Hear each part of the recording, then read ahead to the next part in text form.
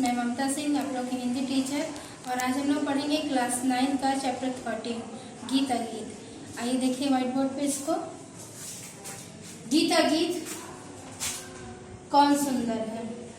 गीत जो हम लोग गाते हैं, गाकर किसी को अपने मन की भावना को बताते हैं। और अगीत जो कोई गाता नहीं है, लेकिन मन में कुछ भाव ऐसे होते हैं जो बहुत उमड़ते हैं, लेकिन वो हम किसी को बता नहीं पाते, उसी को कवि ने यहाँ अगीत कहा है। तो जो गीत है जो गाकर सुना सकते हैं वो, या अगीत जिसे हम सुना नहीं सकते लेकिन मन में है, इनमें से कौन सुंदर है। इस कविता को 3 भागों में है, देखें पढ़ते हैं। गाकर गीत विरह के टटनी। गाकर गीत, गीत कौन गा रहा है? वेगवती यानी नदी। वेगवती किसे कहते हैं? नदी को कहते हैं। तो वेगवती यानी जब नदी बहती है, जहां से वो निकलती है वहां से वो बहती है, बहकर आगे चली जाती, किसी के लिए रुकती नहीं है, ना अपने किनारों पर और ना कहीं भी।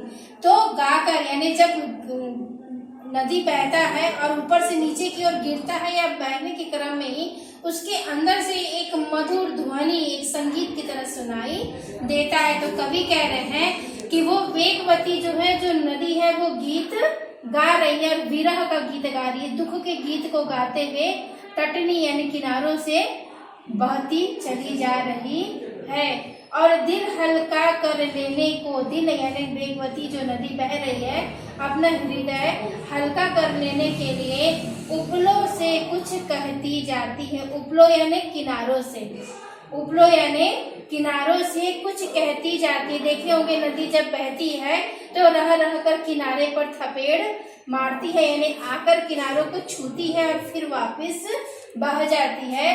तो इसे कवि ने कहा है कि गीत गाते हुए वेगवती जब बहती है तो अपना दिल हल्का करने के लिए अपने किनारों से कुछ कहकर चली जाती है। तट पर एक गुलाब है सोचता। तट पर उसी वेगवती यानी उसी नदी के किनारे पर एक गुलाब का पौधा है जो नदी को देखकर सोचता है कि देते स्वर यदि मुझे भी दाता। यानी नदी के पास तो स्वर है, लेकिन एक गुलाब के वृक्ष के पास कोई स्वर नहीं है, वो सिर्फ मन में कल्पना कर सकता है। इसलिए वह नदी को देख रहा है, वह गाकर जिस तरह बह रही है उसकी सुंदरता को देख रहा है, और वह गुलाब मन में सोच रहा है कि यदि मुझे भी स्वर देते विधाता भगवान, यदि मुझे भी आवाज देते तो अपने पतझड़ के सपनों का मैं भी जग को गीत सुनाता। अगर मुझे भी स्वर भगवान दे देते तो मैं पतझड़ के दिनों में जो उसके ऊपर, जो पतझड़ आने के बाद उसके नए नए पत्ते आते हैं, फूल आते हैं गुलाबों पर, वो इस कथा को पूरे जग को गीत गाकर सुनाता। अब देखेंगे, गा गा कर बह रही निर्झरी। निर्झरी यानी झरना। तो गीत को गाते हुए निर्झरी यानी जो झरना है वो बह रही है, और पाटल मूक खड़ा तट पर है। पाटल यानी गुलाब, और मूक है यानी गूंगा है, वो कुछ कह नहीं सकता, लेकिन तट के किनारे पर खड़ा है और बोल रहा है कि यहाँ पे गीत या अगीत कौन सुंदर है। कभी कहना चाहते हैं कि जो गीत वेगवती गाते हुए बही वो सुंदर था, या वह गुलाब का पौधा जो मन में इस अगीत को सोचता है कौन सुंदर है। दूसरा पैराग्राफ देखेंगे। बैठा सुख जब उस घनी डाल पर। एक सुख है यानी एक तोता एक घनी डाल के ऊपर बैठा हुआ है। कहा? जो खोते पर छाया देती। एक ऐसा वृक्ष है जो जिसकी छाया पर सुख बैठा हुआ है, और ये इस खोते पर यानी यहाँ पर जहाँ पे सुखी यानी तोती जो है बैठी हुई है, मादा तोता, और अपने अंडों को सेक रही है। तो जो खेतों पर छाया, जो खोते यानी अपने जो तोता का आदत होता है कि वृक्ष के खोखले स्थान पर अपना घर बनाता है, तो उसको खोता कहा जाता है, और उस पर वो जो घना डाल है वो छाया दे रहा है। पंख फुला नीचे खोते में। जो तोता है वो वृक्ष के ऊपर यानी घनी डाल पर ऊपर बैठा है और नीचे खोते में एक तोती जो है वो बैठी है अपने पंखों को फैलाकर।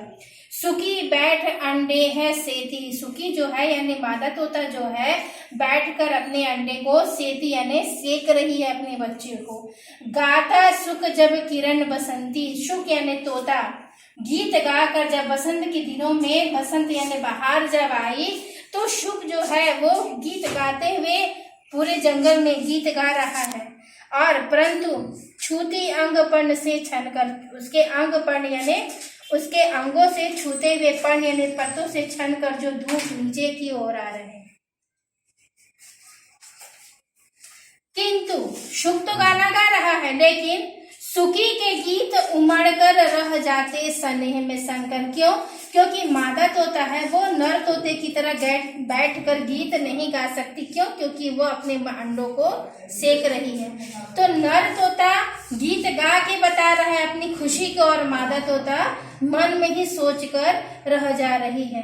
गूंज रहा सुख का स्वर वन में है। सुख का यानी तोते का स्वर पूरे वन में फैला हुआ है और फूला मग्न सुकी का पर है। लेकिन सुकी यानी मादा तोता अपने परों को फुलाकर मग्न होकर पेड़ पर खोते पर बैठी हुई है। यहाँ पर गीत अगीत कौन सुंदर है?